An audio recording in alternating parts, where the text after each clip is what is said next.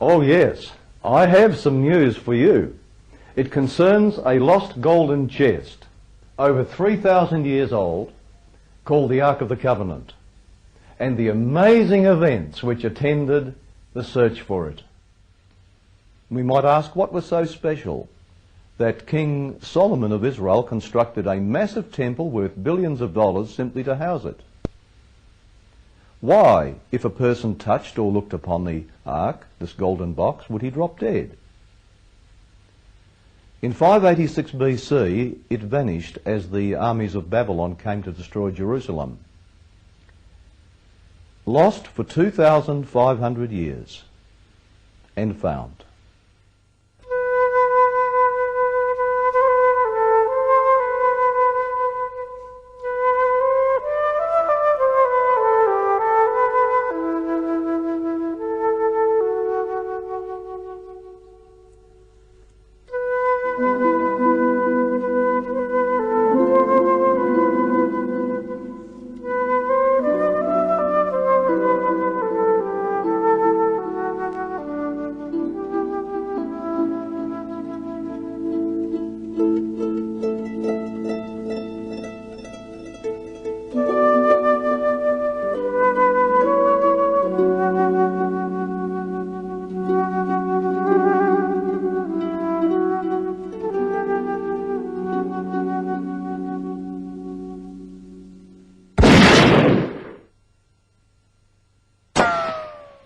Just 7 days after one of our latest visits to the dig site, Prime Minister Rabin was assassinated.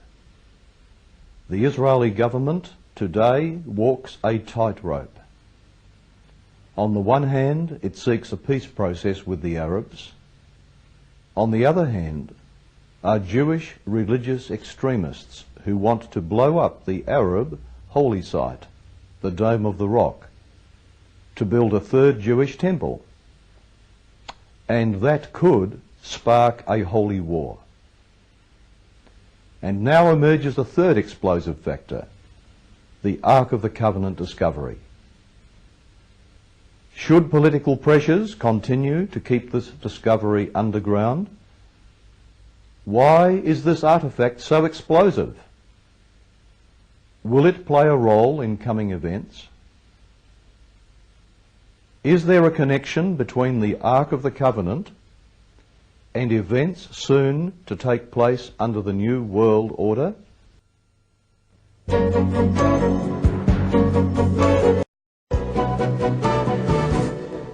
This is a delicate matter, whispered fellow team member Bob Murrell.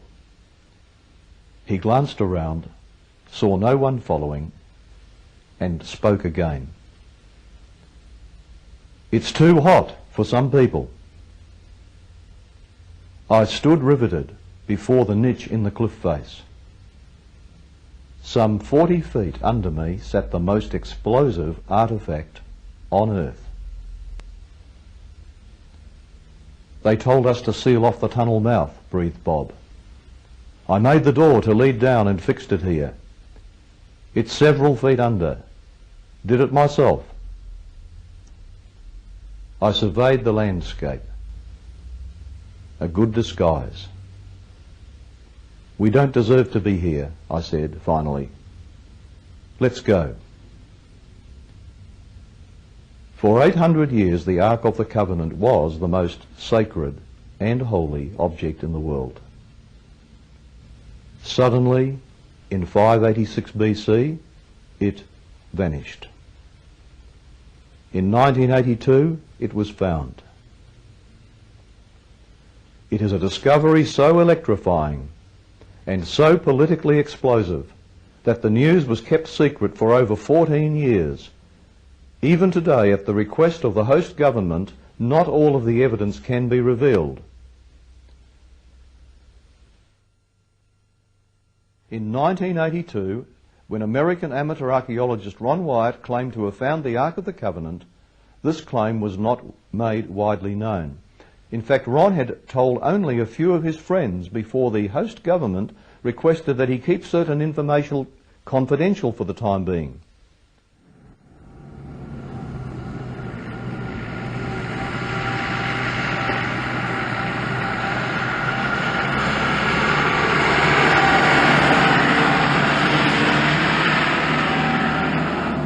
So well was the secret kept that it was not until 1991 that I learnt of Ron's claimed discovery.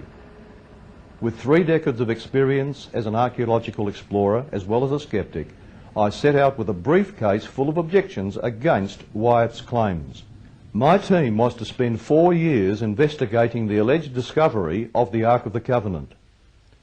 I expected to quickly disprove the claims of Ron Wyatt. However, intense investigation, repeated visits to dig sites, and privileged viewing of evidence and artefacts left me totally convinced of the truth of the find. It is recorded that the Ark first came into being in the year 1446 BC, when it was constructed in the time of Moses to enshrine the 10 Commandments.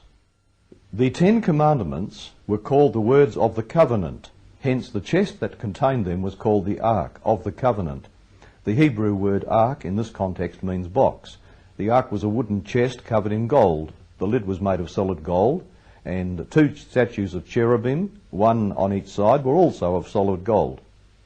It is written that the design was handed down by God.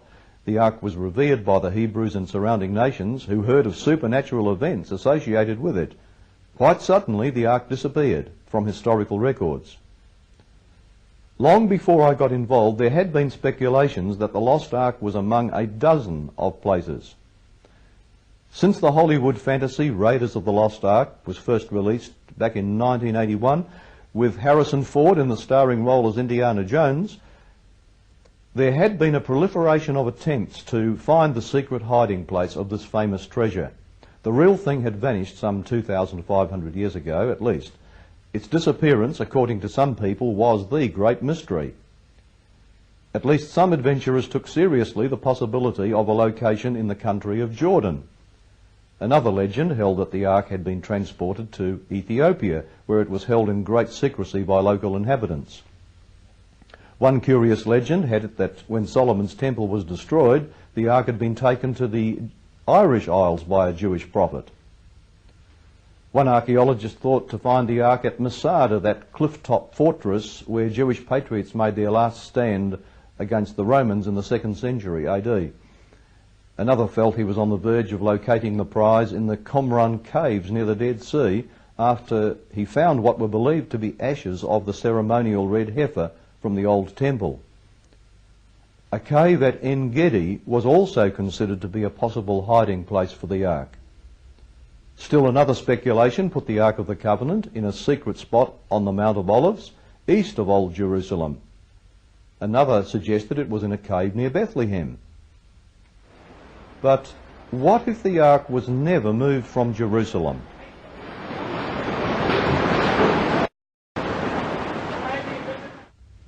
In my book Dead Men's Secrets, I reveal the existence of immense tunnel systems beneath the surface of a great part of the earth, partly natural and partly artificial.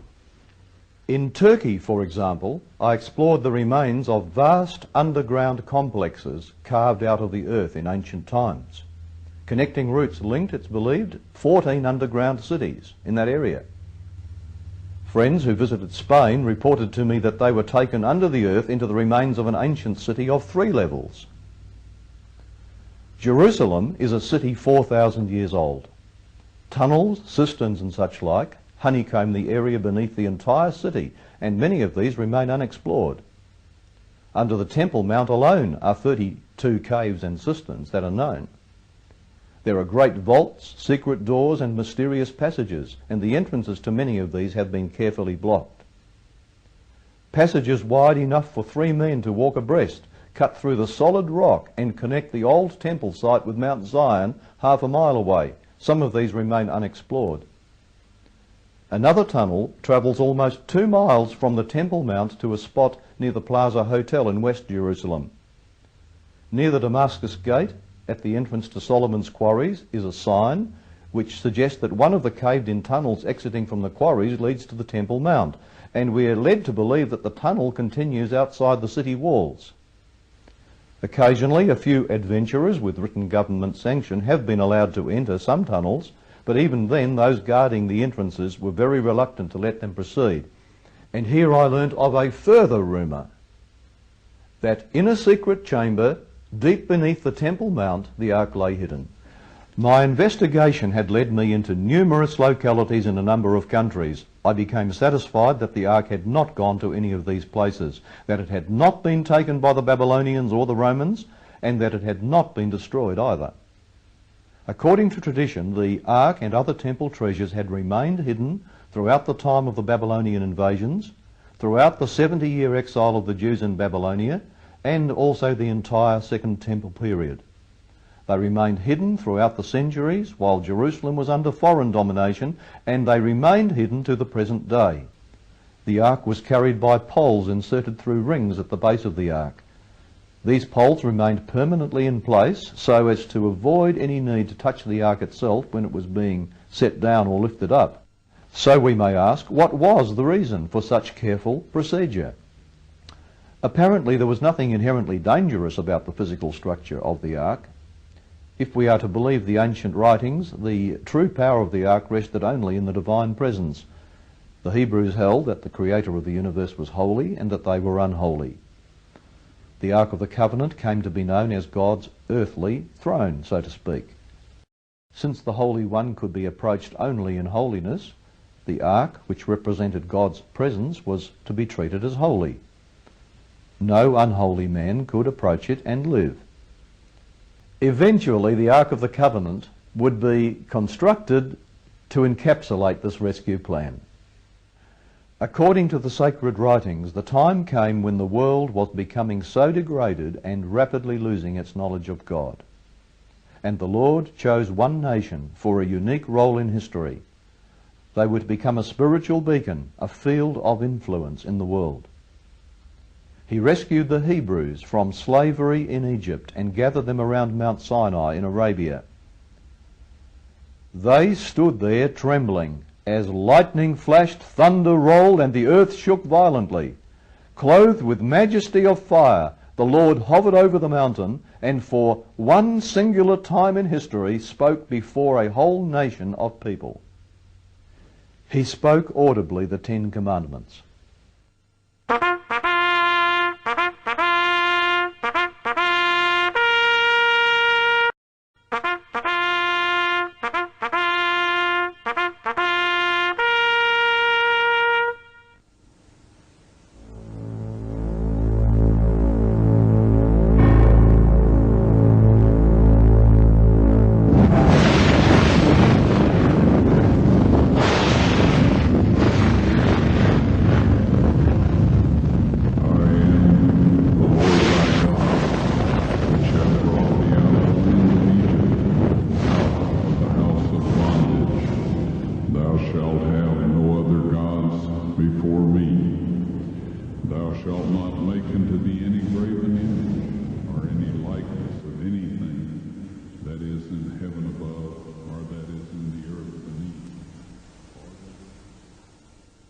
Ten laws, brief, comprehensive and authoritative, laws which cover the duty of man to God and to his fellow man, and all based upon the great basic principle of love. You could call them God's 10-point character reference. He wrote them with his own finger on tablets of imperishable stone, written as with a beam of light cutting into the stone. Then he delivered them to Moses, the Hebrew leader, to be placed in a tent of worship. This tent, or tabernacle, erected in the desert, was a forerunner of Solomon's temple. The tabernacle was surrounded by a courtyard. In the courtyard was an altar, known as the altar of burnt offerings. This altar was associated with the sacrifice of the lamb and other sacrificial animals.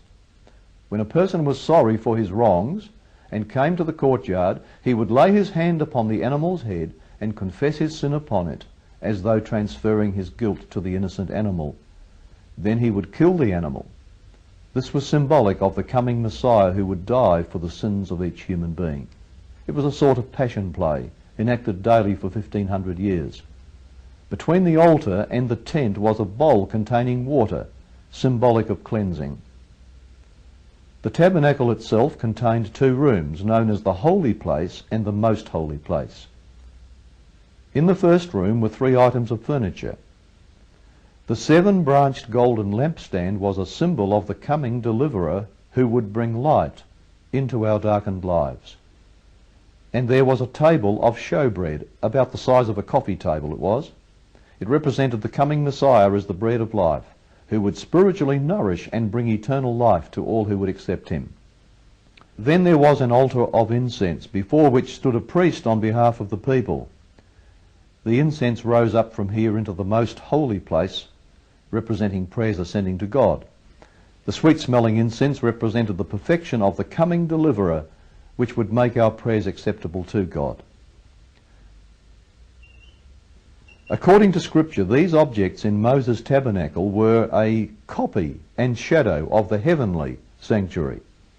The priesthood that officiated in the earthly tabernacle was a symbol, a prophecy of the coming one who would one day give his life as a sacrifice, then ascend to heaven to represent mankind before God.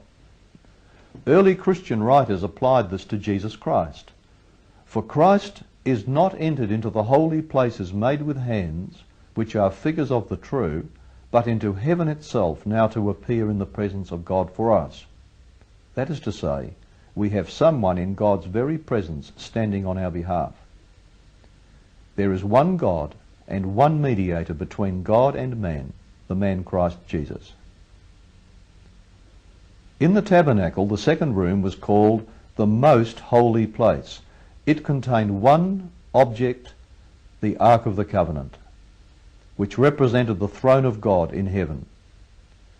The Ark of the Covenant was symbolic of God's presence. Over this box there was a lid, known as the mercy seat. The box was overlaid with gold, while the lid and the angels attached to it were of solid gold. A brilliant supernatural light shone above the mercy seat as a symbol of the divine presence. Inside the chest itself were the two tablets of stone written with God's own finger. These contained the words of the Ten Commandments, God's law. This Ark of the Covenant was a teaching model of the divine plan to save mankind. The message was, mankind has sinned, he has broken that law which is the foundation of God's throne, but over this law is the mercy seat, showing that God will have mercy upon us sinners who have broken his law if we turn to him and ask him to help us. Each year the blood of an animal sacrifice was sprinkled upon that mercy seat to indicate that through the shed blood of the coming Saviour, sinners could receive mercy and be restored into the presence of God. Now this Ark of the Covenant was eventually placed in Solomon's temple in Jerusalem. It remained there for several hundred years. And then came the time when the armies of Babylon attacked Jerusalem, and some temple priests or other holy men took the Ark of the Covenant and the most sacred temple vessels and hid them in a cave where they could not be found by the Babylonian soldiers. Jewish tradition holds that Jeremiah the prophet hid the Ark. Jeremiah was indeed the prophet in Jerusalem at the time of the Ark's disappearance. So it was that in 586 BC the Babylonians destroyed the Jewish temple. When they carried off the treasure and vessels of that temple, the Ark is not mentioned among the items that were taken away. At this point it vanished from history. And when 70 years later the Jewish people were permitted to return home and build a second temple, it did not contain the Ark of the Covenant. Instead, where the Ark of the Covenant should be, there was now only a table. The Jewish Talmud states that the Ark was non-existent in Herod's temple. In fact, when that second temple was destroyed by the Romans in AD 70, so Josephus, the historian, tells us, nothing was found in the Holy of Holies, including the Ark.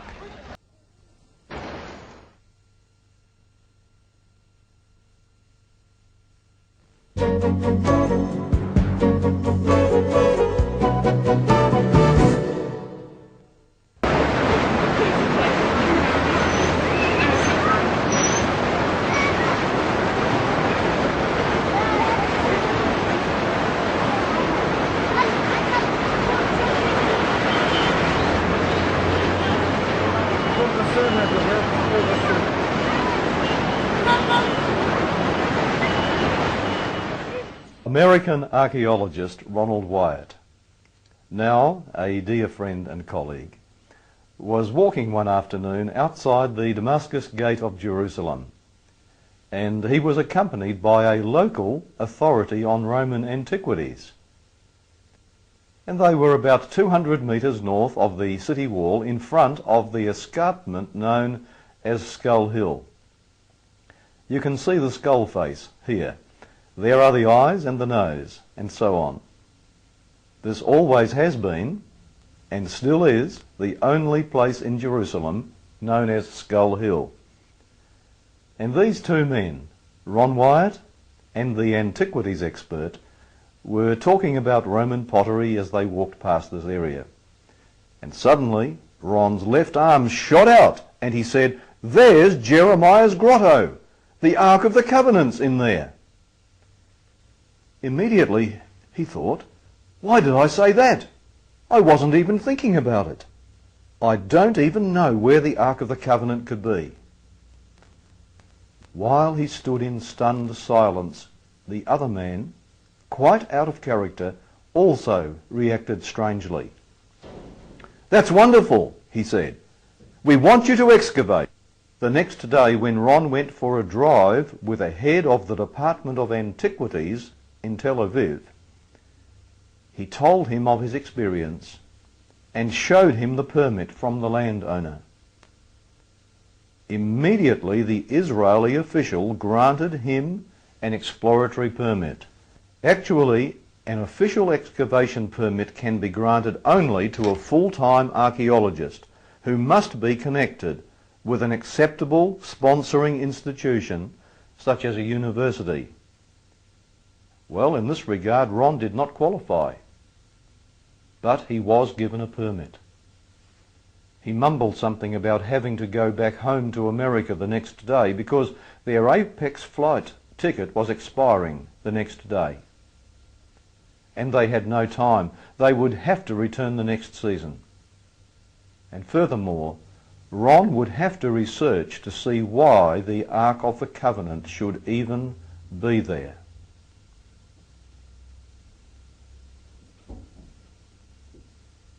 I myself, in my investigations, would go down the same road.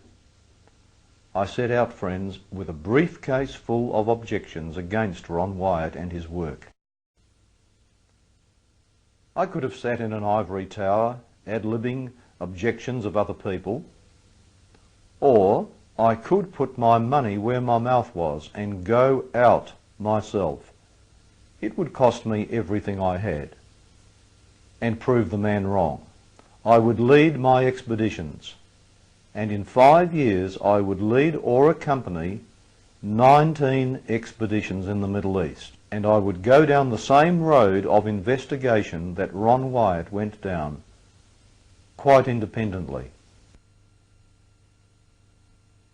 Now you'll notice, friends, that there are two mountains under Old Jerusalem, Mount Zion and Mount Moriah. And on the east of the old city wall is the Mount of Olives. Mount Moriah is that place mentioned in the book of Genesis with reference to the story of the patriarch Abraham, from whom are descended the Jews and the Arab. And Abraham was instructed to go to Mount Moriah and sacrifice his son, which was something he knew was not right to do. And yet, because he believed he should always obey his Lord, he went to the mountain. And Isaac said to his father, "Father, here's the wood, here's the fire, but where's the animal to sacrifice?" Well, Abraham made a statement to Isaac which would turn out to be very prophetic. He said, "The Lord will provide himself a lamb. In the mount of the Lord it shall be seen." Was this a cryptic prophecy that one day on this very mountain the Lord would provide himself as a sacrifice? When Abraham was about to lift that knife, the Lord stopped him and said, Abraham, you have shown now that you would be faithful even to giving up your only son. Now, don't kill the lad. Here is a ram caught in the bushes. And that ram, that animal, became a symbol of the coming Messiah who would die. Could it be that the Messiah would die on that very same mountain? Now Jerusalem, the old city wall marked by this dark line, and Mount Moriah marked by the thicker line. You'll notice Mount Moriah is partly inside the old city and partly on the outside of the old city. On the western side of Jerusalem there was a very steep valley, likewise on the south and east, and this meant that any army coming to attack Jerusalem would find it difficult to attack from those three directions. But from the north it was comparatively easy to overrun the city.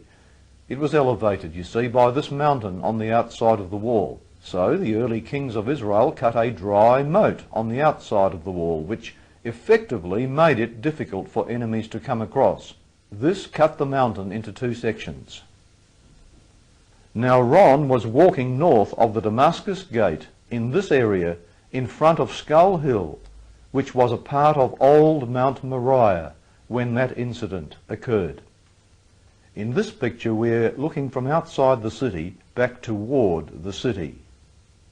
Here is the city wall.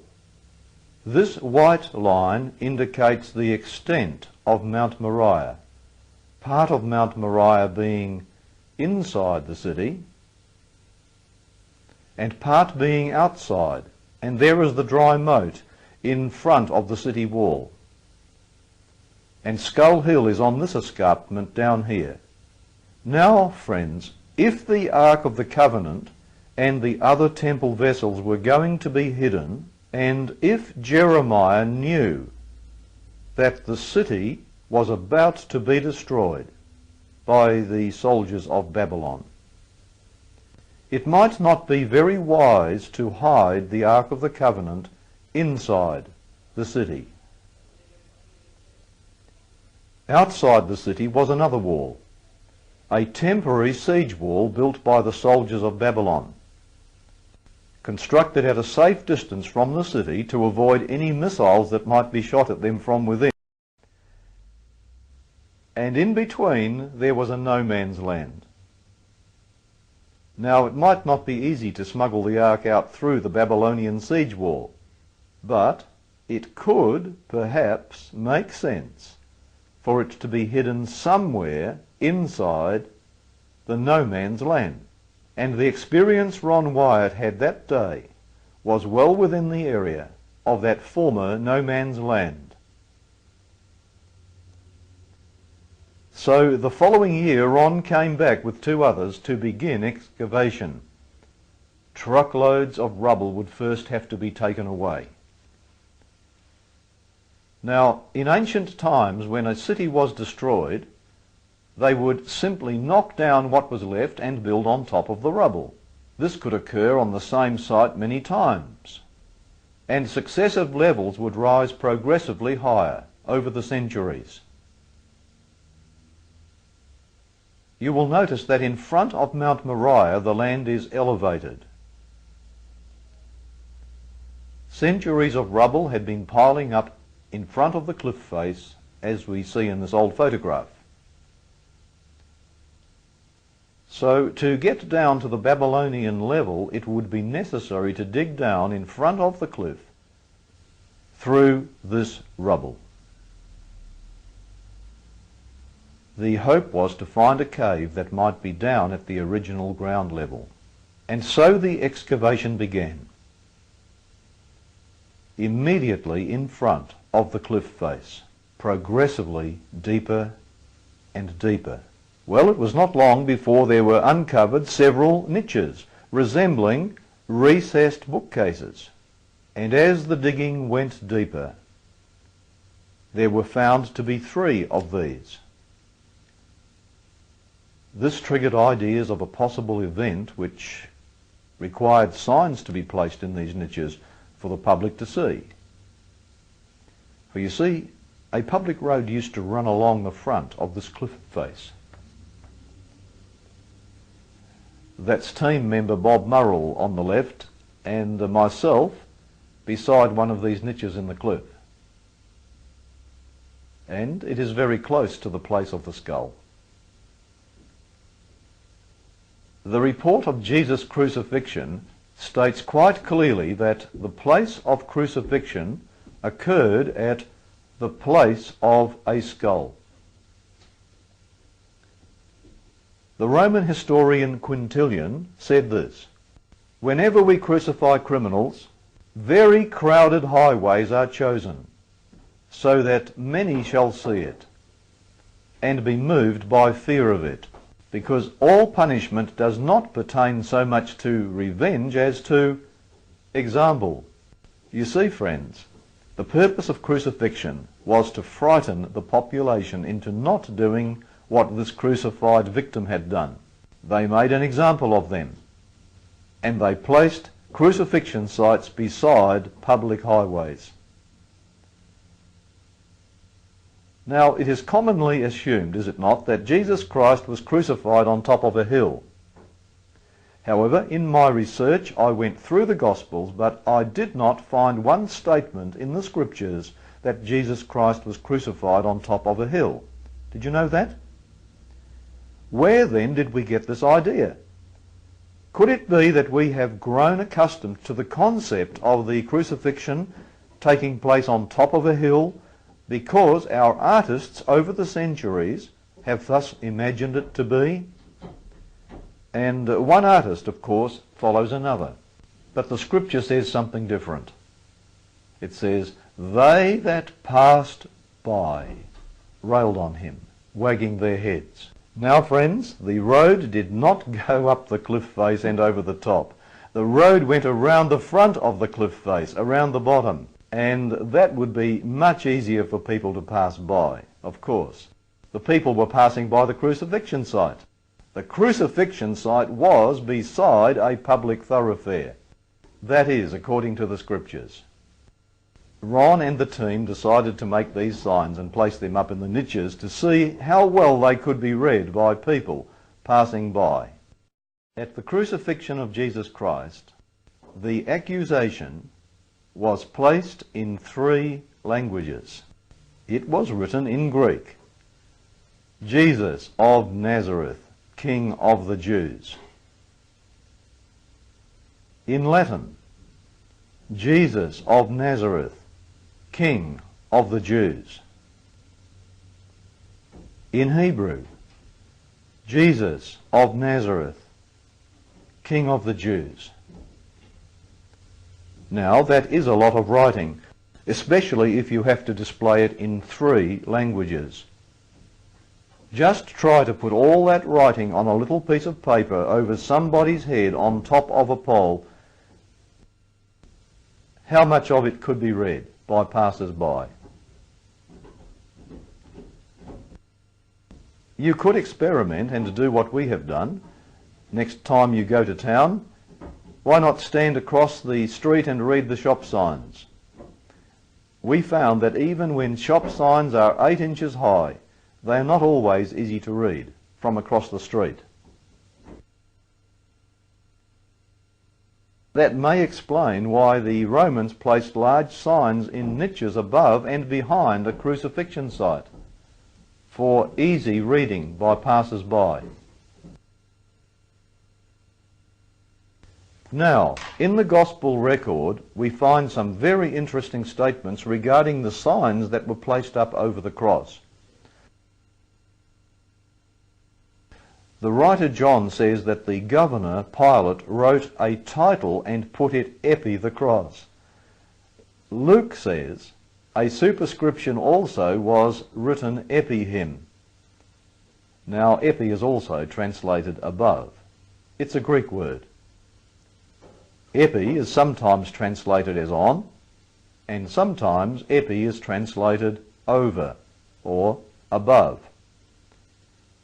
Now, it is possible that the titles were put on the cross It's also possible that the titles were put over or above the cross. Both options are correct translations of the word epi. However, notice what Luke says. A superscription was written epi him. Just try to make that word epi to read on. Notice, a superscription was written on Jesus. Now surely there was no superscription written physically on him. That's why the translators use the other meaning of epi, which is over. Now if epi could be rendered over in Luke, it could just as correctly be translated over in John. Now, what I'm saying, friends, is that the superscription may have been on the cross, but it would have to be very small, and it would be difficult to read. But it could also be over the cross in big letters and easy to read. I'm not saying that the superscription was not put on the cross, but I am saying that we should not rule out the possibility that it was also over. And that would account for such niches as those in the cliff face. But of course we are not yet sure that this is a crucifixion site. We are certainly, however, at a place called Skull Hill. However, if we are to position the crucifixion site, it would not be on top of a hill, but in front of the hill beside a public thoroughfare where people were passing by. And if we were to redraw the scene with this new information, perhaps the artist would portray it in a manner such as this. As the digging continued down, there was exposed, about 14 feet below the niches, a bedrock. This was a ledge extended 8 feet, about 2.5 metres out from the cliff face. And as the overlay of earth was cleared away, there appeared set into the rock a square shape. It appeared to be a plug, a stone plug. On close examination, there were found to be 2 finger niches with which to pull it up. And under that plug was found to be a post hole going down over 1/2 metre, actually 23.5 inches deep into the rock. A square hole with a plug sealing it over. We have this plug in our possession. It measures 13 inches by 14 inches. It's about 4 inches thick. Now, running out from this hole in the rock, this post hole, there was a crack. After closer examination, it was concluded that this was not man-made, but rather an earthquake crack. And there was another crack going up the cliff face itself behind this hole.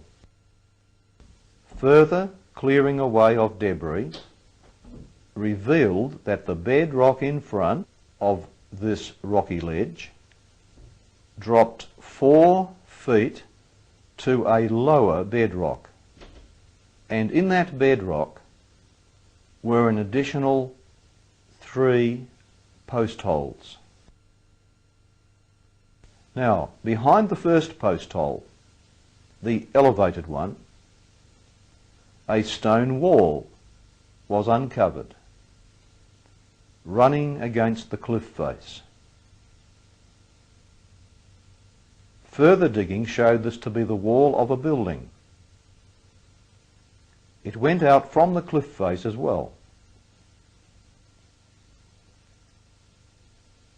Poking out from the back wall, near the cliff, just behind and above the elevated post hole, was this stone.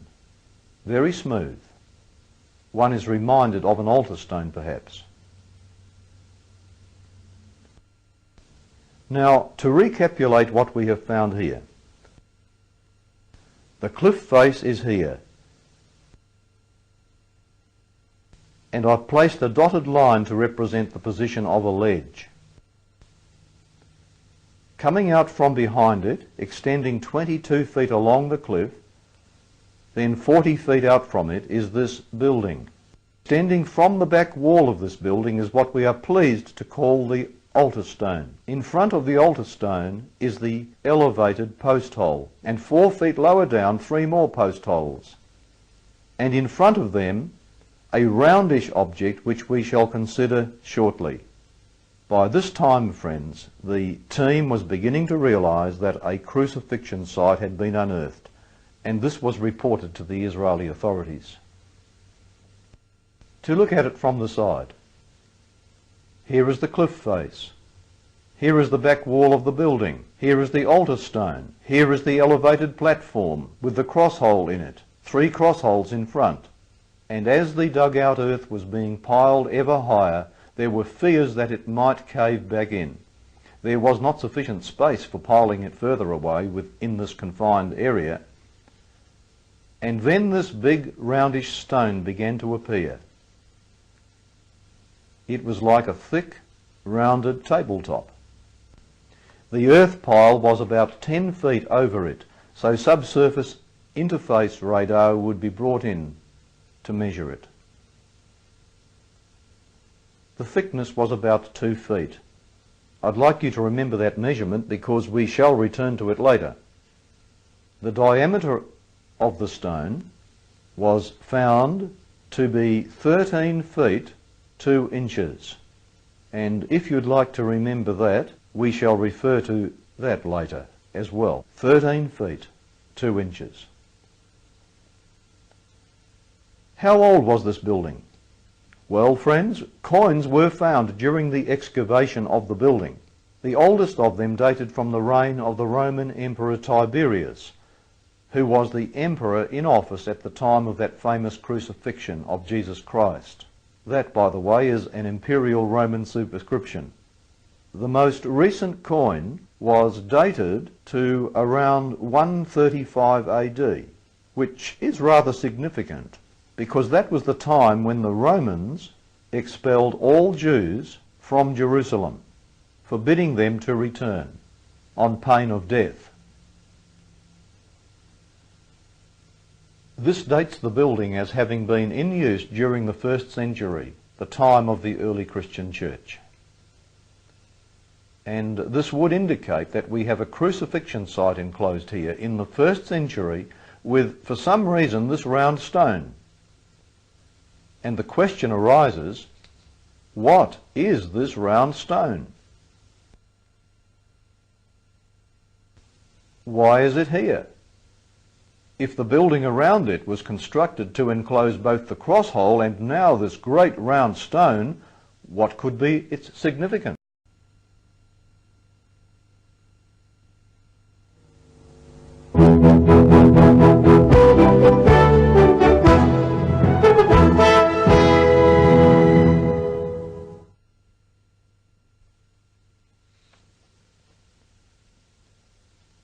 Now,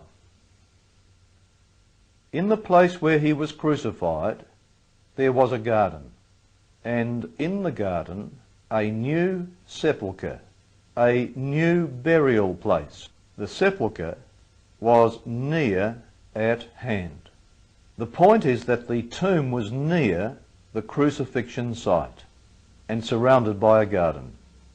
We stand on Mount Moriah. From the top of Skull Hill, we look into the general area of our story.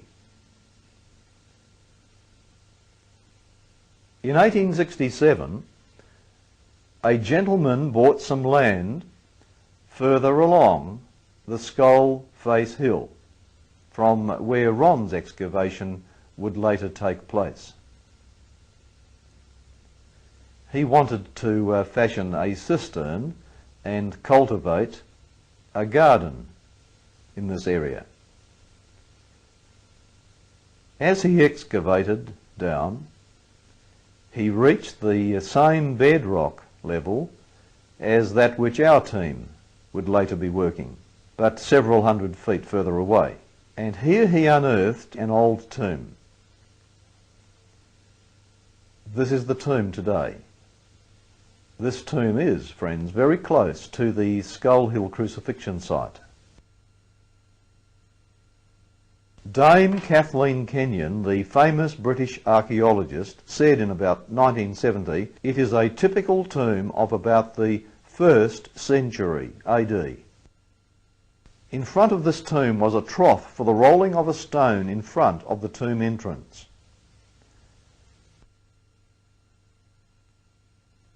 At the right-hand side of the trough was this block, which would prevent the stone rolling any further to the right.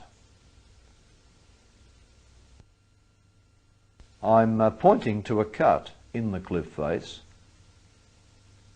shaped for a stone that would be rolled to the right.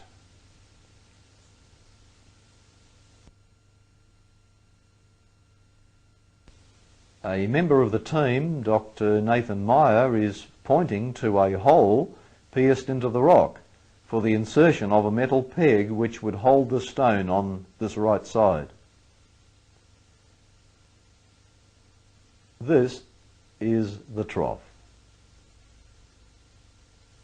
On October the 20th, 1995, our team measured the width of this trough, which once held a rolling stone.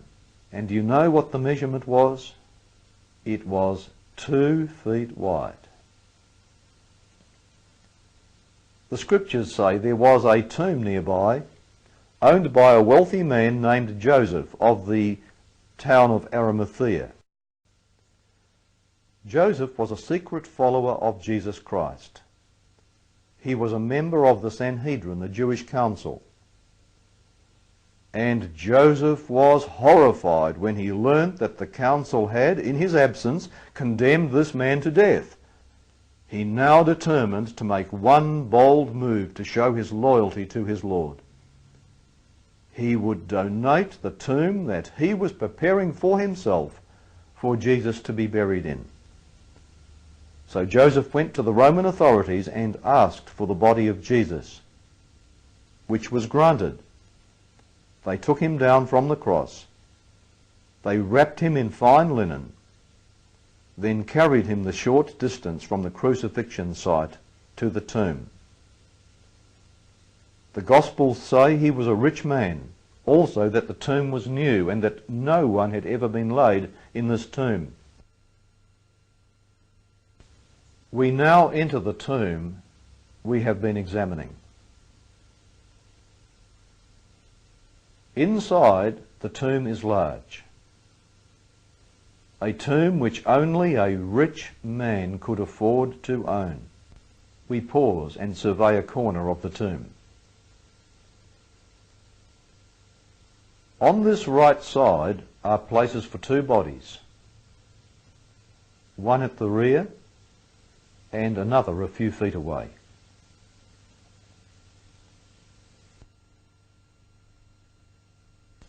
On the left-hand side was a room for mourners to weep. Now something here is most interesting. This tomb was measured for a man who expected, of course, one day to lie in it. But this tomb was not used by the person or persons for whom it had been cut out. And you ask, how do we know this? This burial section, carved out of the rock to fit one man, has clearly been enlarged for somebody else, someone who was taller than the man for whom the tomb had been measured. This does suggest that not the owner, but some other person was laid in this rich man's tomb. There are also indications that this tomb was not even finished.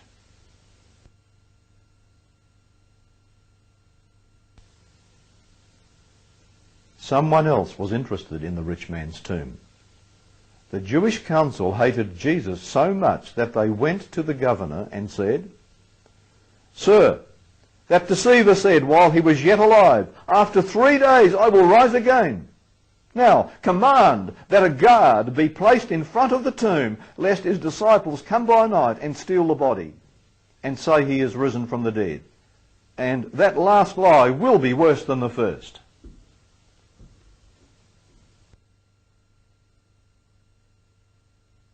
So a guard detachment was stationed at the tomb and a Roman seal placed in front of it. This is what it would look like. You notice that on the left side would be a metal peg. On the right side, another metal peg. And across the front, the Roman seal. On October the 20th, 1995, our team measured the distance from the peg hole on the left-hand side of the tomb to the catch flange for the edge of the stone on the right-hand side. And the distance between the two, that is the extreme right and the extreme left, was found to be precisely 13 feet 2 inches. The same size as the round stone discovered at the crucifixion site. It has been calculated that such a stone would weigh close to 14 tons. To move it, what would you first have to do? You would have to take out the metal peg. You see, it would be impossible for anybody, even a group of people, to get that stone moving from a dead stop and break off that peg. They would first have to take it out before they could move that stone. It has been calculated by an engineer that such a metal peg could withstand 60 to 80 tons pressure before it actually snapped off. Just imagine all the materials of 2 brick houses squeezed together, then dropped onto the peg before it would break. Of course, even before that would happen, there would probably be some bending of the metal. It would be totally impossible for anyone to move that stone without first taking out the peg. There is no stone there now. The stone has been moved away. Let me show you the left-hand hole where the peg used to be. Here it is. But wait a moment. What do we have here?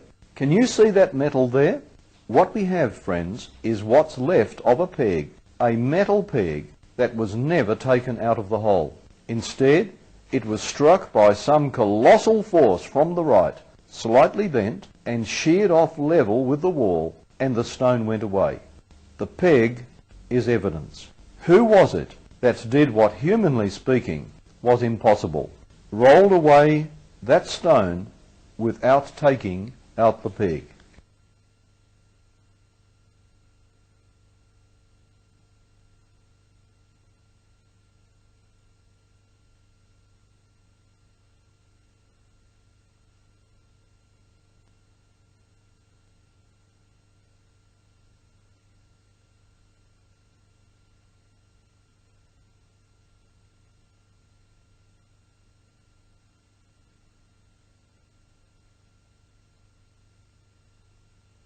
In front of this tomb, there appears to have been cut out of the bedrock a font for baptism by immersion, a first century Christian practice.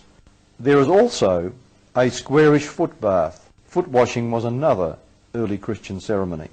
Such evidence suggests that the early Christians revered this particular tomb site as special. Let's see the link. Golgotha, Skull Hill. Very close to it we have a crucifixion site, surrounded by a first century building. Further away we have a rich man's garden tomb with the seal stone missing. And over at the crucifixion site we have a stone that matches it in size precisely, enclosed in a crucifixion site. Who was it that in the first century of our era considered this site so important as to link the crucifixion site with the burial site nearby in the 1st century, the time of the early Christian church, the time of the apostles. Who was it that wanted to commemorate something here that was linked to something there?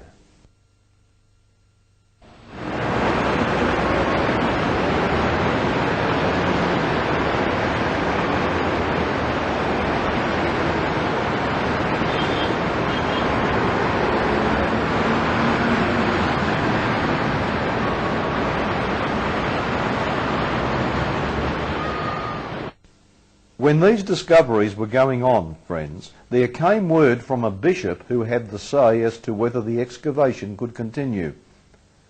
He passed down the message, "You must cease work."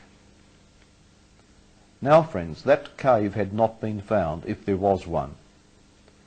Ron was a Christian, a man of deep prayer, as were virtually all members of the team. And so prayers went up. They went something like this: Dear God, if you really do have in mind that we are to find something here to glorify your name, and if this work is to continue, and if that man is going to fight you and hold up this work, will you in some way that is suitable to you remove him so that we can continue the work? By the end of that week, the bishop dropped dead.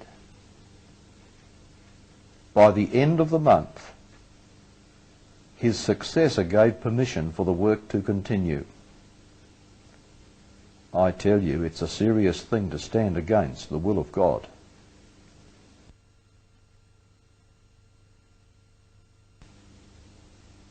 Some very wonderful things had been found over this time, but still the object of the search had not been achieved. Eventually, all the cliff face had been excavated, and there was nowhere further to go. And still there was no cave found. Over dinner one night, Danny spoke up. "Where do we go now?"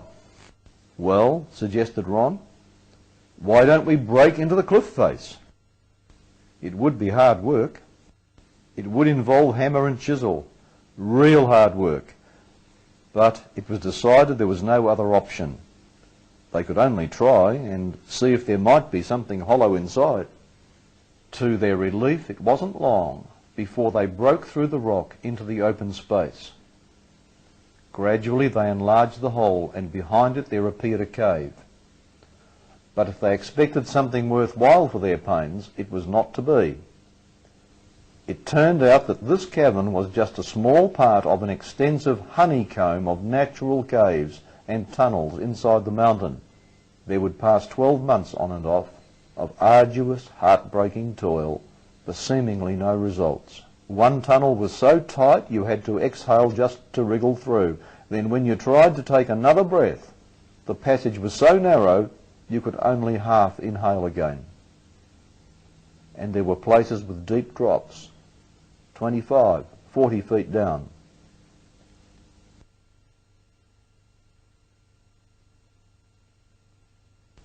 Tunnels not all connected.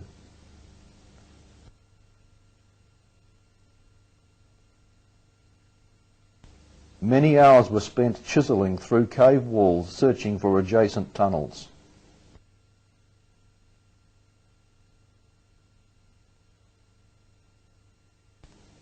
Each time these proved empty.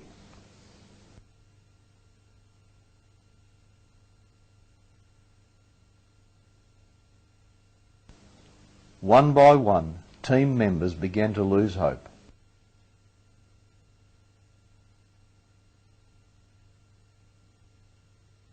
The owners of the land had granted a permit on condition that Ron restore the land to its original state when the work was done. On one occasion there were just 3 members of the party working. One was inside hacking away at the rock. Another was outside, in the trench, under a bush, for the shade, eating his lunch.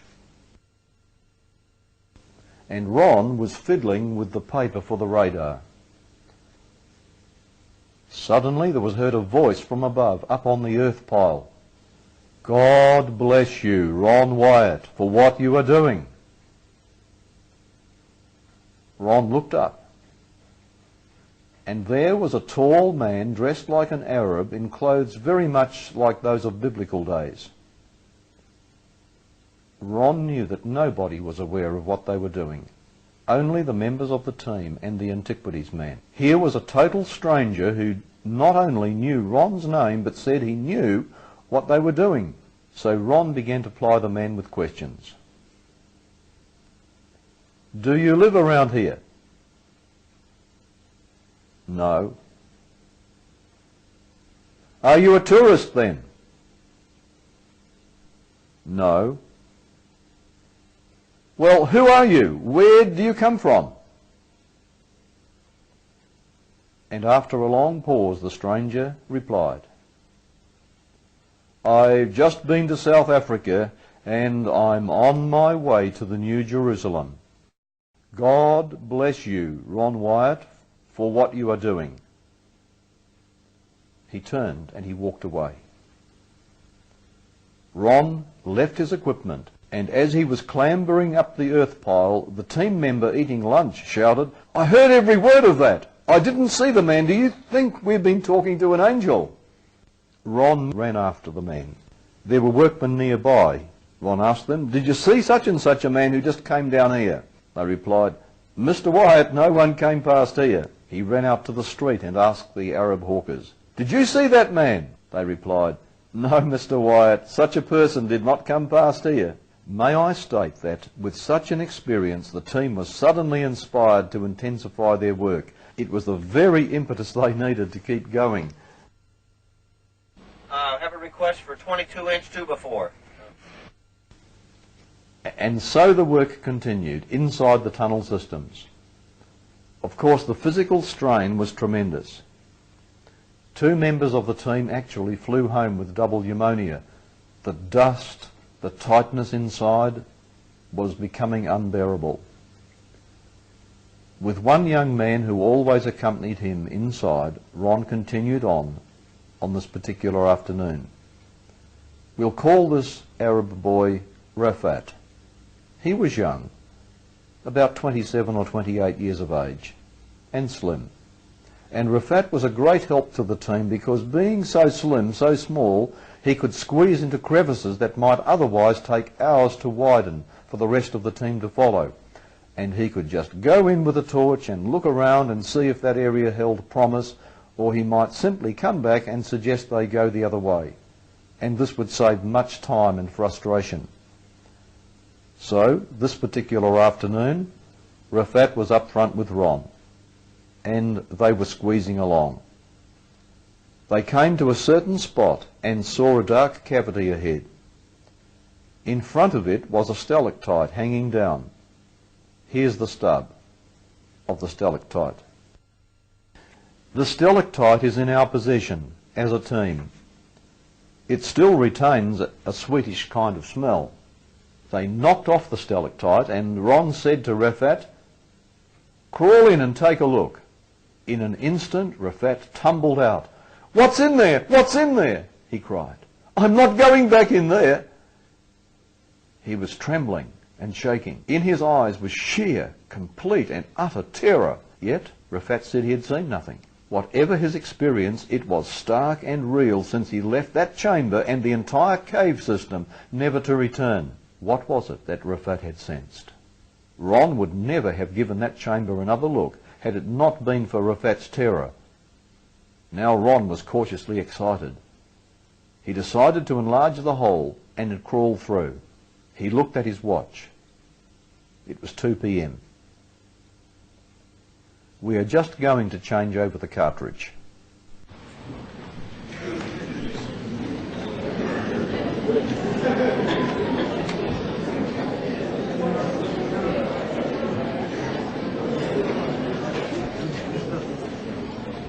Only 18 inches clearance, that's all he had. He lay on his stomach, inching forward with nothing but the flashlight in his hand, into a space that would prove to be a cavern.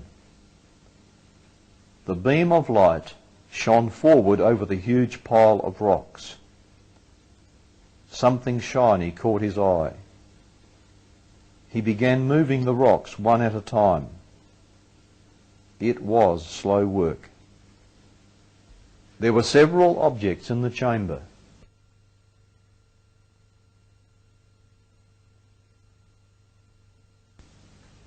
These were covered over with black, dry rotted animal skins.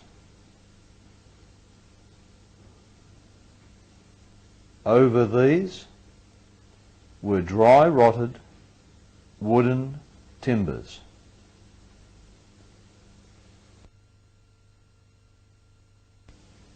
And on top of the timbers were stones.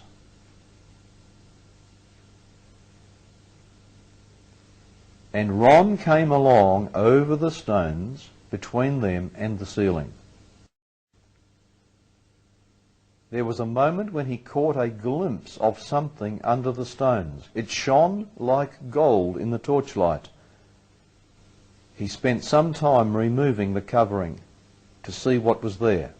He saw gold moulding comprising an alternating pattern of a bell and a pomegranate. His heart raced. He knew what he was seeing. This was an object from the first temple, Solomon's temple, the table of showbread described in the book of Leviticus. Slowly and painfully he crawled over the rocks to the other side of the chamber. Ahead in the torchlight he glimpsed a black stone case.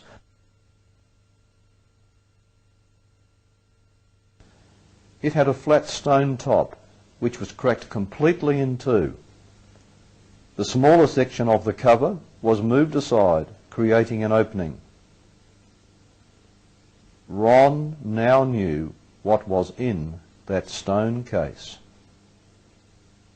It was now with that instant realization that Ron passed out. It was 2:45 p.m. when he came to, a mere 45 minutes after entering the chamber.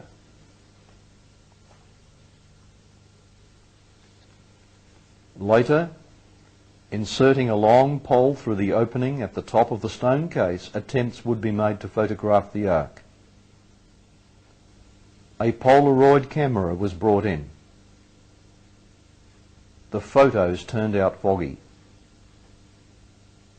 A 35mm camera was brought in. The photos turned out foggy.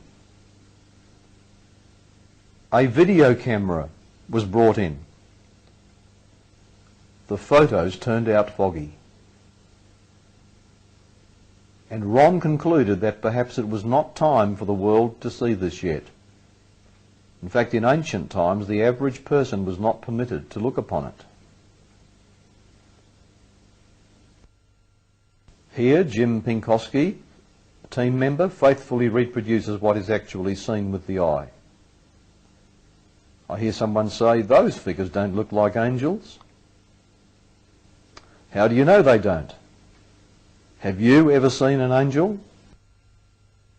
Friends, what you are seeing here is what those ancient craftsmen actually made.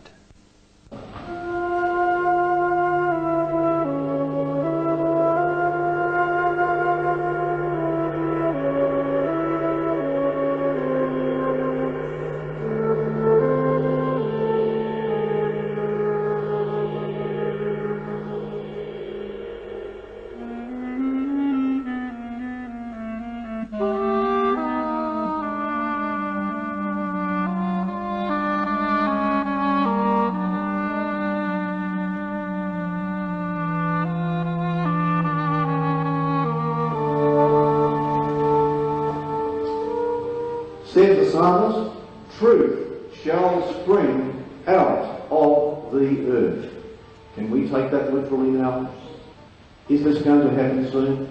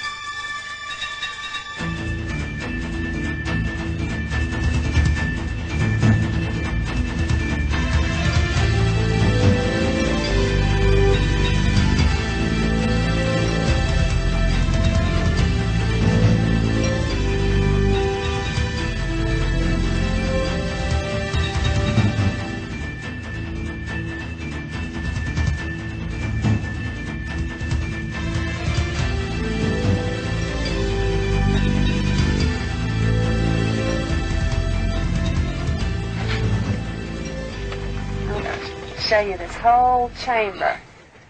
At times there would be, how many men in here, Dale, at one time? Oh, 7, 7 8? or 8, 9, 10. And I'm looking straight up now. In a few minutes we shall let you know the official reaction of the Israeli authorities. Stay tuned.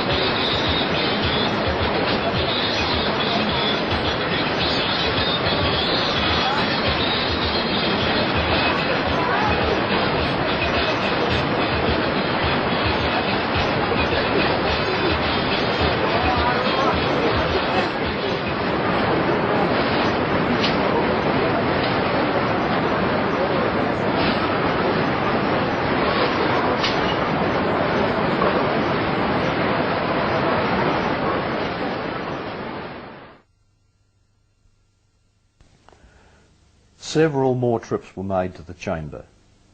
Eventually, Ron reported to the authorities what he had found. The immediate reaction was, "Don't tell anybody. Give us time to think what we should do." "But I've already told a few people," confessed Ron. "Well, what have you told them?" asked the antiquities officer. Ron replied, "I've revealed such and such." Realising that what is done, they then ordered Ron not to reveal any more details than he had already revealed. The man who was in charge of the Jerusalem sector of the Antiquities Department at that time, when the find was reported, Dan Bahat, a man who was taught at the Hebrew University and is the author of several books, wanted to see this for himself.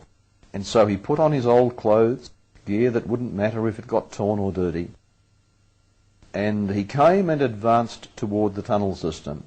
He had scarcely gone 3 paces toward the entrance when suddenly this strong, fit man collapsed, groaning on the ground. He lay in bed for 2 weeks, unable to move. After that, the man admitted, "My back has never given me trouble before. But I do know this, I'm not going in to try to look at the Ark of the Covenant again." The Israeli authorities do not know how to handle this discovery. The find has made them nervous. I believe there are 2 reasons. The first is political. Some time ago, a permit was granted to some Israelis to undertake an excavation under the Temple Mount, but it was soon reported that workmen had been seen lugging crates into the excavation tunnel. The authorities investigated and found that the tunnel had already penetrated to a spot under the Dome of the Rock, and explosives were being set in place, presumably to blow up the place. The Al-Aqsa Mosque and the Dome of the Rock, together named the Haram al-Sharif, comprise the 3rd most important place for the Muslim people. Sabotage of the site might well provoke an Islamic jihad or holy war. You see, there are militant extremists among the Jews who want to get back the Temple Mount and build a 3rd temple, and if they could lay their hands upon the Ark of the Covenant, which would be considered by them as the most precious object for such a temple, they would feel quite safe in provoking a war to accomplish that aim, if they knew that they had the Ark on their side. And so the Israeli government is very nervous about anyone laying their hands on the Ark or gaining access to it at this time. Government officials now regard this as a critical issue in which the safety of the people must come first. In view of a prospect of a negotiable peace in the Middle East, the present actions of the government are deliberately against any disclosure of what it knows. They have already restricted Israeli religious access to the sensitive Temple Mount above and below ground. The Israeli government desires to maintain good relations with the Arabs. It does not want to disturb the peace with the Arabs. The situation is explosive at any time. You can walk down the street and get blown up by a suicide bomber. You never know what's going to happen.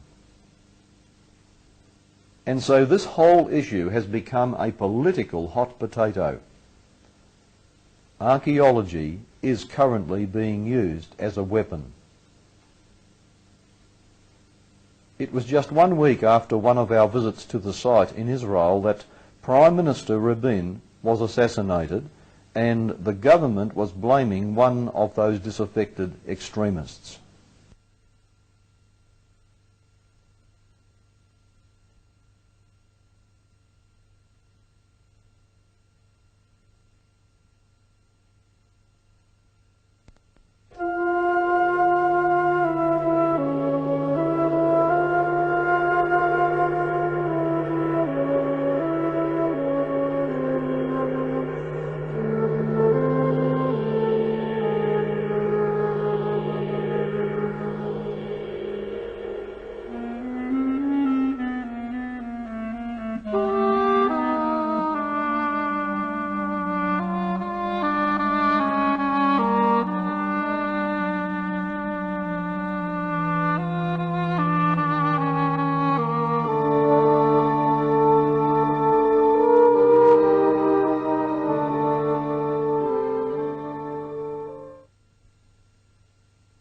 On a visit into the chamber, the torch was run along the ceiling, and there was found to be a crack in the ceiling. The crack was immediately above the crack in the lid of the stone case. The crack came down through the rock, leapt as it were through the air, then started again. Very, very odd. It was decided to investigate the crack in the ceiling. Let's get a metal tape measure, suggested Ron, and see if this comes out somewhere. And so, while one team member sat up by the ledge outside, Ron entered the chamber and began to push the rigid metal tape up through the earthquake crack in the ceiling. Up through the rock it went. It came out at the left-hand side of the elevated crosshole. The crack extended through 20 feet, 6 metres of solid rock.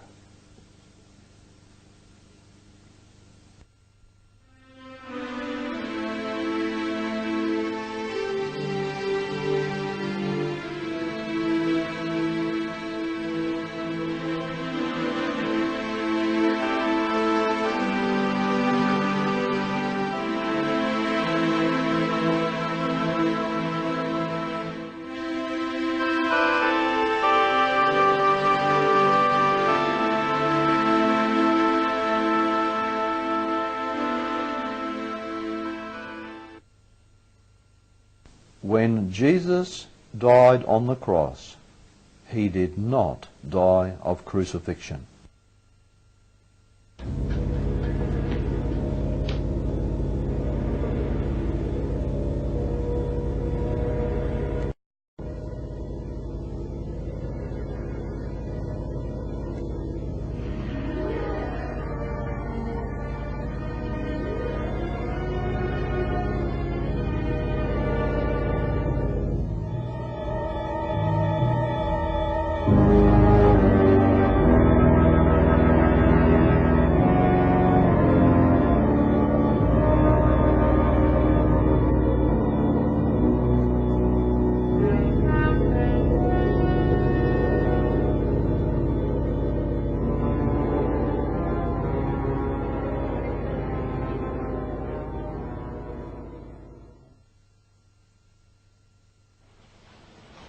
On the evening before Jesus went to the cross, he entered the Gethsemane garden on the east side of town.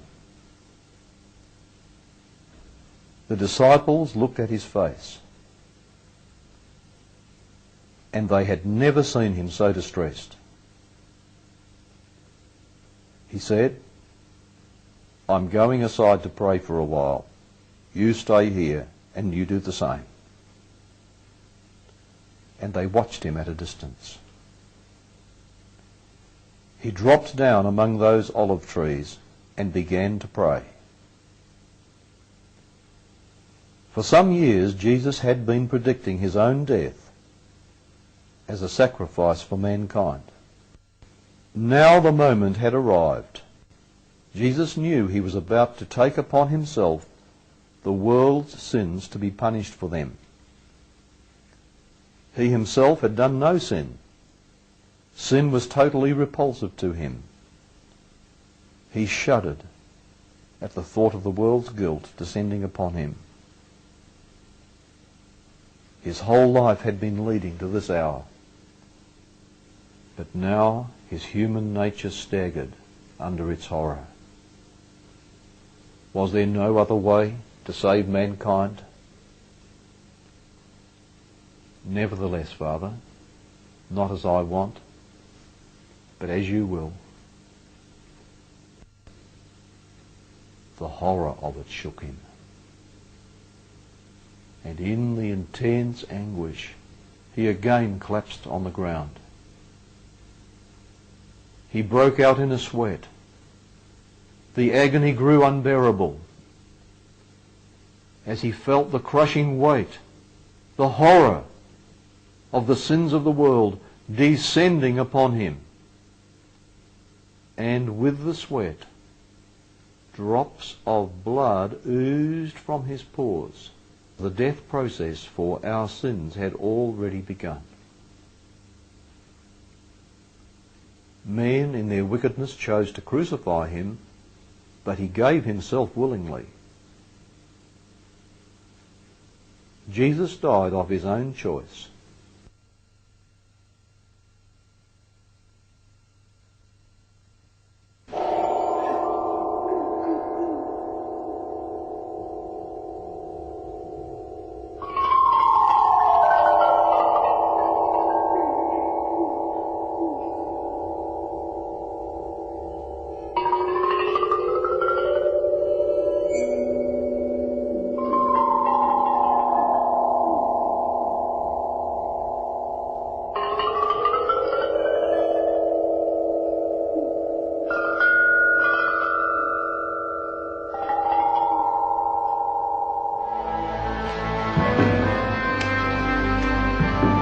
Which of the two do you want me to release to you?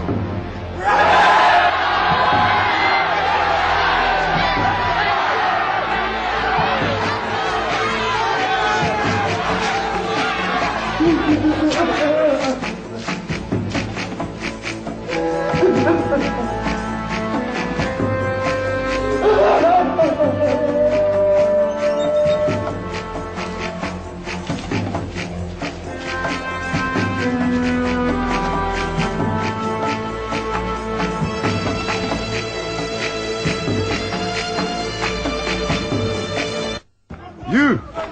We're going to destroy the temple and build it in 3 days. Save yourself. Come down from the cross, if you are the Son of God. Jesus was placed on the cross at 9 in the morning. The Roman cross was an emblem of their sun worship.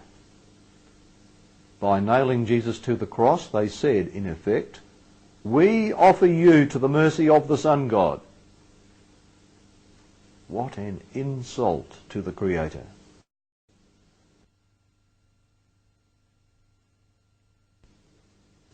The sun continued to rise, and by midday it was right overhead. And then it was, friends, that God blacked out the sun. One historian says that the sun was blacked out as far as Rome, the centre of sun worship. The darkness continued for 3 hours. In that darkness, Jesus was alone. He was enduring the wrath of God against sin. Together they had shared eternity before the world was. And on earth, Jesus would rise early before daybreak, conversing for hours with his Father in heaven, to gain strength for his work with mankind during the day. They were closer than Siamese twins. But now, as the darkness descended, it seemed that even his heavenly Father had deserted him. The dreadful thought impressed itself. Even your Father in heaven won't want you now. All this sin you have taken upon yourself has doomed you. You are finished. It was these sins, my sins and yours, friends, that put Jesus through the agonizing terror of that final death that the lost will feel on the judgment day. Jesus was willing to die a death from which there was to be no resurrection, if it meant you and I could be restored to God's presence forever. My God, Jesus' cry pierced the darkness. Why have you forsaken me? How the Divine Father must have suffered with his Son. I can imagine him pressing close in the darkness, longing to intervene.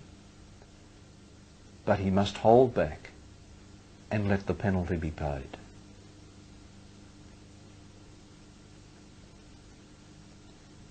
It was Passover Day,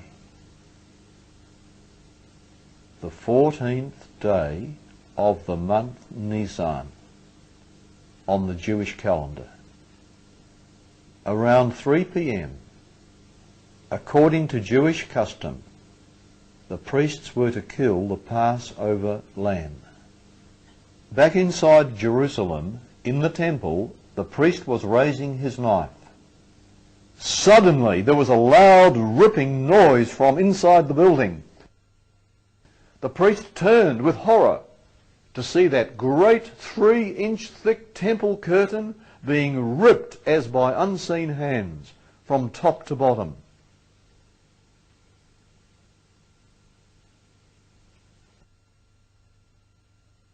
And the knife dropped from his nerveless hand, and the lamb escaped.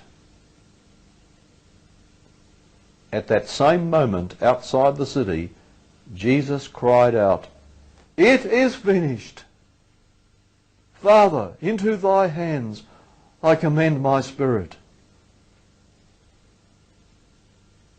And he died. Animal sacrifices would now have no more validity. The earth shook violently. At the moment of Jesus' death, the rock was torn open.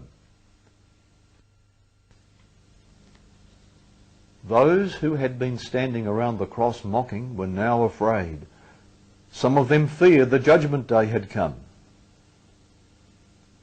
And the Roman centurion in charge of the soldiers detached to the cross looked up and gasped, "Truly this man must be the Son of God."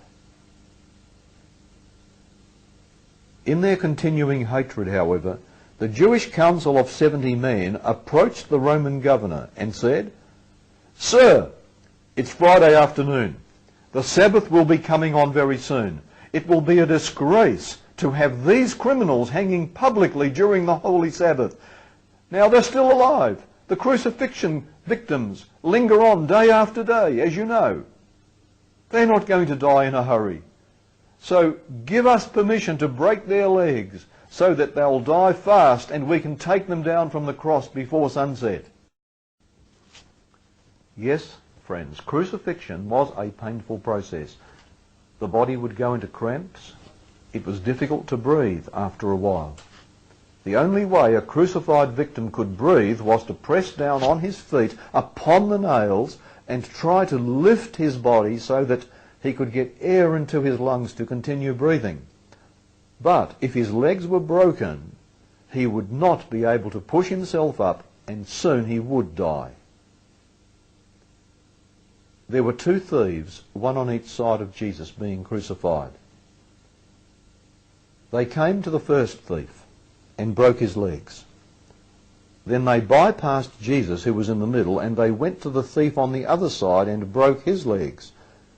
You might say, well, why did they do that? Why didn't they simply go in the right order? The first man, then the second man, then the third man. Why did they go 1, 3, then lastly come back to the man in the middle? Why didn't they go in the right order? 1, 2, 3. Well, friends, from our archaeological dig, I suggest a possible answer to this.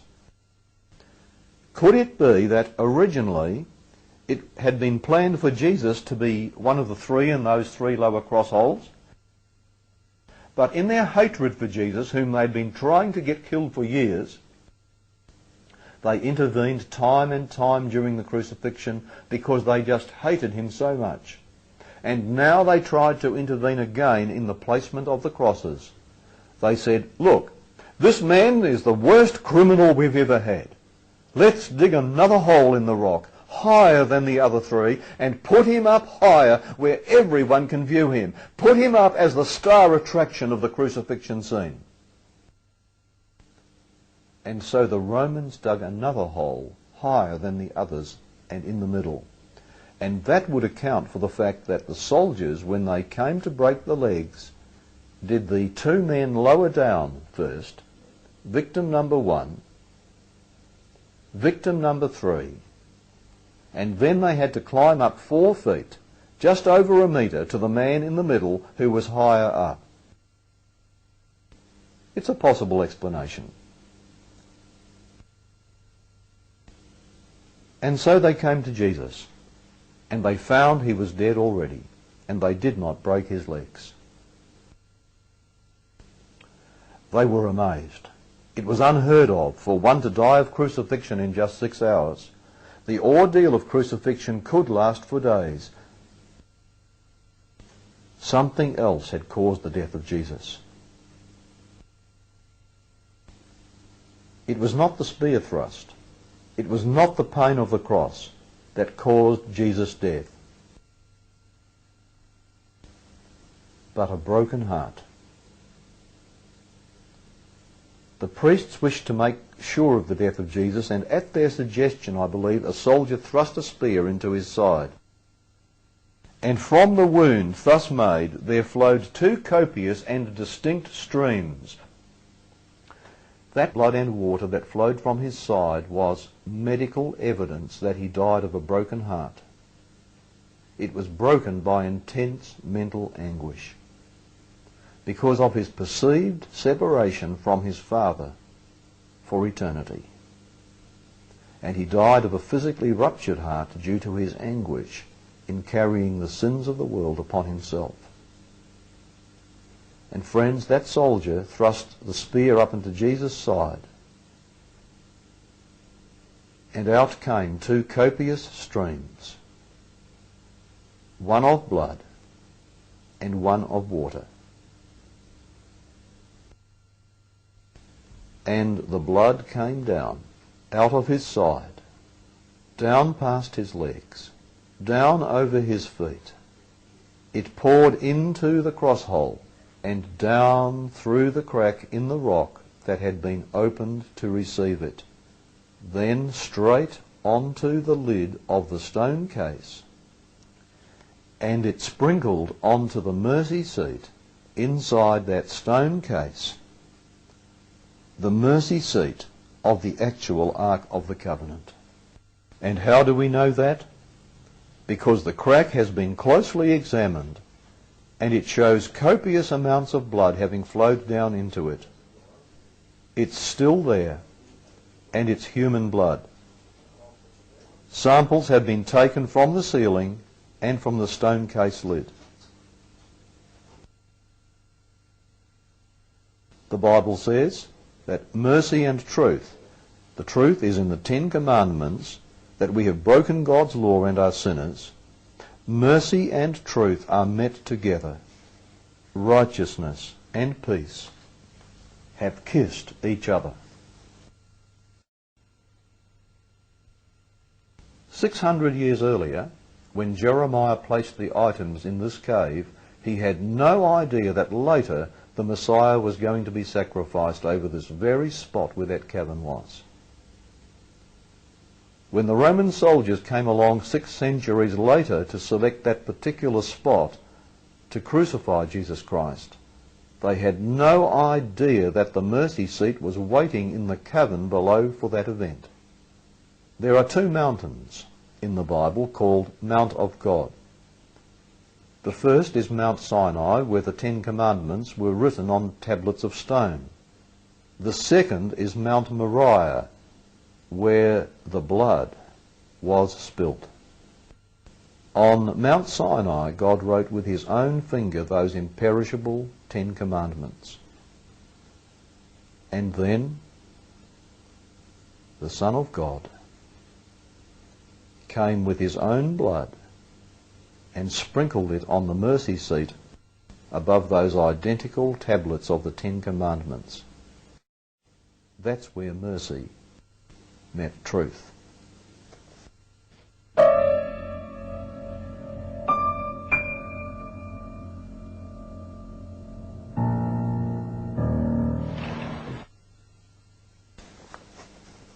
There are other objects in this cave.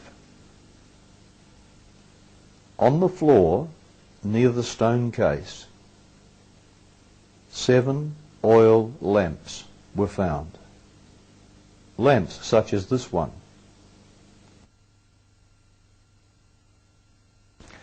Now, an interesting thing about these lamps is that there is soot on one side of them.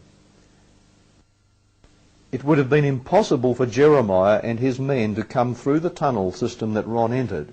After all, they did not have much time with the Babylonian soldiers at hand. And of course there would not be sufficient space through such a tight tunnel complex to carry the items. There just had to be another way in. And then these lamps were discovered on the ground very close to the stone case.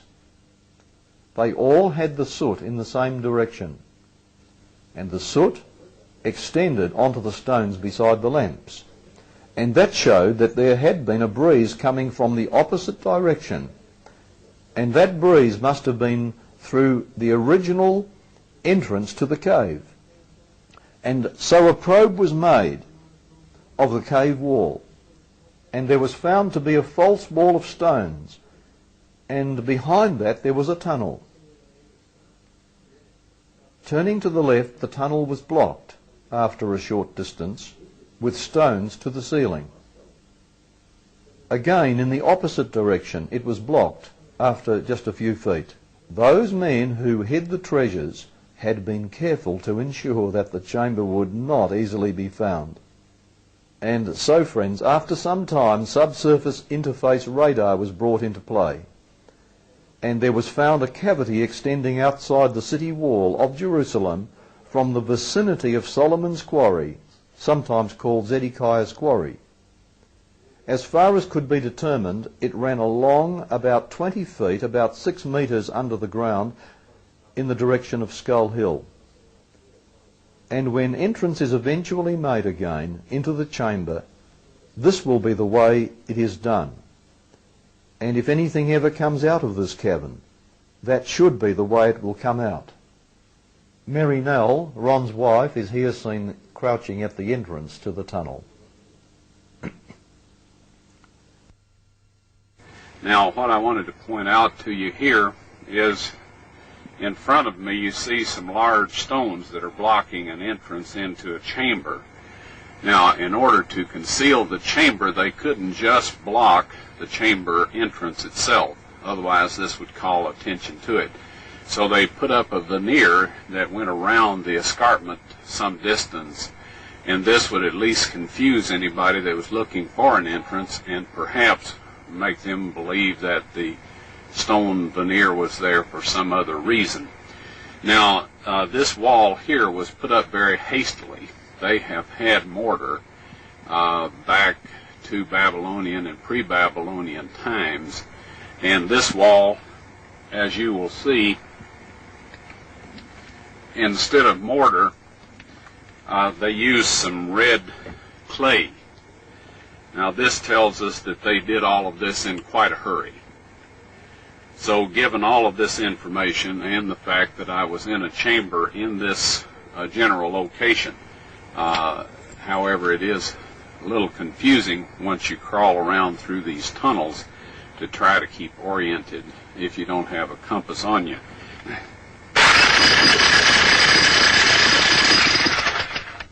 All right, now, as we're down here with a lot of debris over us, quite enough to bury us, and some future archaeologists, if time lasts long enough, would find our remains. That is too much vibration down in this area and would trigger earth slides, which we have experienced several of. So we're going to close this operation down at this point in time and go back and get some metal framing material or shoring material to shore this up so that we can come in here and do this reasonably safely. Okay, Randy, what do you think of the situation there? I think we got a deep hole we're working in. We're hoping for success soon. We're praying for it.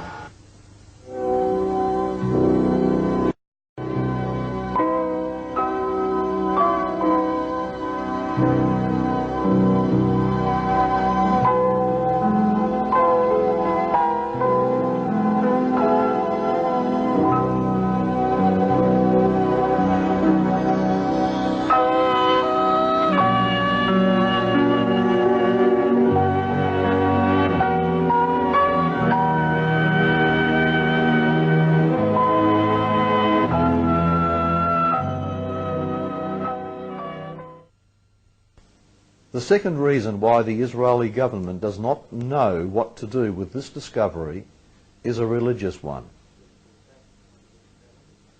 Judaism does not accept Jesus Christ as the Messiah. What if it were to be officially announced that the man who died on Calvary that Passover day, executed by Jewish leaders as an impostor, crucified for blasphemy, was actually the Messiah whose blood had gone onto the mercy seat which was waiting to receive it?